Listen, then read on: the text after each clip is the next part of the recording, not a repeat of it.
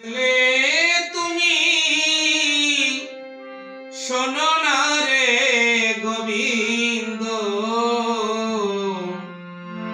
আমি কাঁদলে তুমি শোনো না। ওরে আমি এত করে কাঁদি তোমায় শুধু ডাকি, এত করে কাঁদি গোবিন্দ বলে ডাকি, শুনে কেন